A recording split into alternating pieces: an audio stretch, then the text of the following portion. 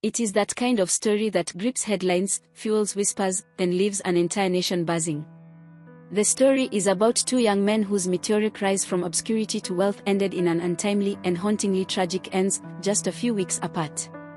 The two men, Denno and Akoko Sirkal, were not just names, they were the embodiment of every youth's wet dream, much like their peers Kenyan Prince or Sammy Boy. Now I'm not purporting to know what went on behind closed curtains or peddle conspiracy theories, but would like to say that this is a creative interpretation based on publicly available information, and all the information in this video does not extend beyond what is known. At just 25 years old, Dennis Ojua Otieno, famously known as Denno, had cracked the code to life, or so it seemed. As a graduate of IT from Kirinyaga University, Denno knew that getting a job in this godforsaken country was close to mission impossible, and this can be better demonstrated by this testimony by his friend. Nilipomaliza shule, nikamwambia Denno, nimemaliza shule, nitafute kazi. Akaniambia mzunye, alikuwa anaita mzunye. Akaniambia mzunye, usitafute kazi. Like any typical broke college kid, he tried his luck with online jobs, and with this venture he struck it big, emerging drenched in millions. From a fleet of high-end cars worth tens of millions to buying his friends' cars. Wale wanajua, jambo lilikuwa dharauliwa sana. Denno alikuja to my rescue. Akanibaya gari ya kwanza, ilikuwa premium. Denno went from broke to multi-millionaire in a period of less than a year, and managed to buy himself a Mercedes-Benz G-Wagon and a Mercedes-Benz Jelly. Many of his friends described him as a philanthropic and charismatic young man. His generosity even extended to helping his friends get rich, also by helping them succeed in the online business. But how did he afford it? It is claimed that he opened outlier accounts and remote task accounts for his friends, and also taught them how they could get theirs. Denno also attributed his success to forex trading, which many Kenyans have come to associate with scams, and this can be better demonstrated by the recent Interpol arrest of more than 24 individuals recently. 24 Kenyans have made it to the list of online fraudsters in the continent after stealing over 1.1 billion shillings. However, many Kenyans quietly whispered in their living rooms, alleging that Denno was involved in fraud, forex scams, and money laundering. But how did this young man from Kirinyaga University actually amass such wealth? Was it the digital goldmine of forex trading, or was there something more sinister beneath his success? Most of the rumors doing rounds in social media associated his streak of good fortune to carding. But what is carding really? Carding is a type of fraud where criminals use stolen or illegally obtained credit card information to make purchases or transactions. The credit cards may be obtained through various means like data breaches, phishing, or purchasing the cards from the dark web.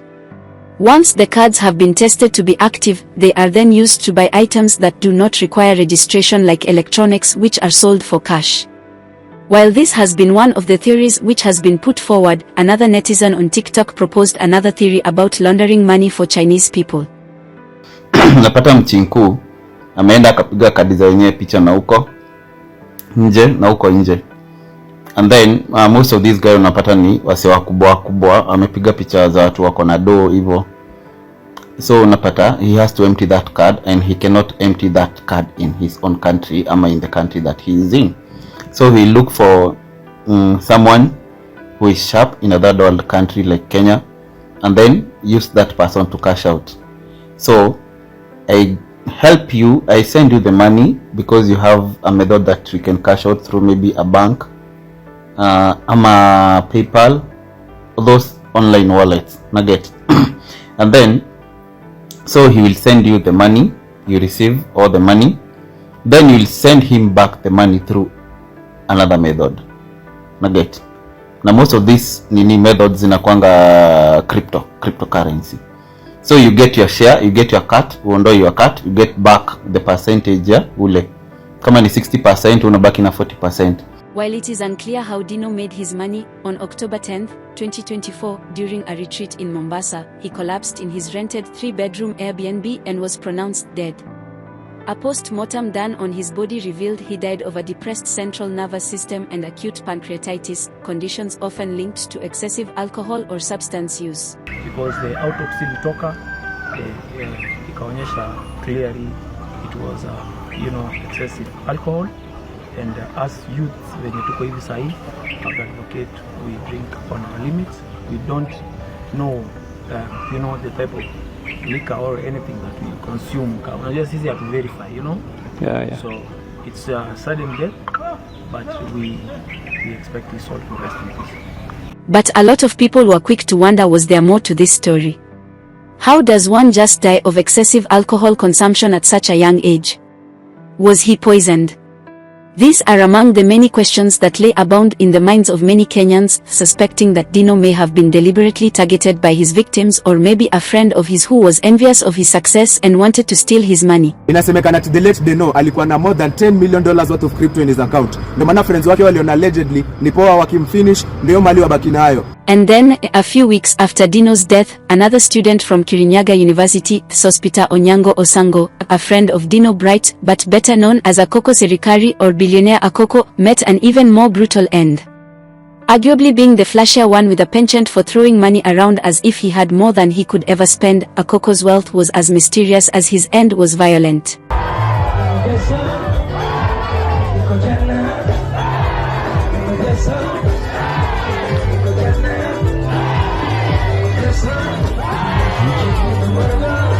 At just 23 years old, Akoko was in his 4th year of study at Kirinyaga University. While some people claim that Akoko had branded himself as an expert in cryptocurrency, there is no denying that he clearly made an attempt at branding himself a billionaire. While being close associates with Denno Bright, Akoko made sure to leave tongues lasting at his stroke of good fortune. His true sources of income were also a mystery, but his association with Denno Bright left many guessing that they were all in the same boat, given that just a few weeks earlier he had attended Denno Bright's funeral and even made a contribution to his burial. From spraying cash at Ohangla artists such as Prince Inda during their stage performances to rewarding stewardesses just for holding a banner with his name on it, Akoko was the re-embodiment of a young Mike Tyson. Most famously known for his ride an Audi Q3, on November 19th, like any other day of reveling, he took his luxury car to a club in Kibera slums where he was in the company of a man and a woman. While there are various articles out there detailing about what may have happened, in one report, it is detailed that after hitting up a club in Kibera, Akoko offered to buy all the revelers at the joint drinks before he proceeded to a different club where another popular Ohangla musician was performing. It was at this club that all hell broke loose. Although there are multiple reports about what may have transpired, some reports indicate that a fracas ensued between Akoko's entourage and some border riders who became enraged by what Akoko said. It was during this confrontation that he was attacked by a mob, which resulted in him sustaining fatal stab wounds to his back and stomach. 2 of his companions were also injured in the attack, although they managed to escape. After police investigations, Brian Otieno Maurice was apprehended as the main suspect. But conflicting accounts of that fateful night only deepen the intrigue. Was Akoko targeted, or was his death a tragic case of wrong place, wrong time? And also this one. Ndio sasa hapo wakaanza kumvamia jamaa pia ni kama nini gairi kivyake pia yeye na pia alikuwa na panga yake. Oh, so wakaanza kupigana na mapanga. Yeye pia alikata moja au vijana watatu. Oh, so huyo ni Akoko danger, so huyo Akoko Sirkal ndo alikata huyo jamaa. So it was a fight for because of a girl, eh? Yeah, it was a fight because of a girl.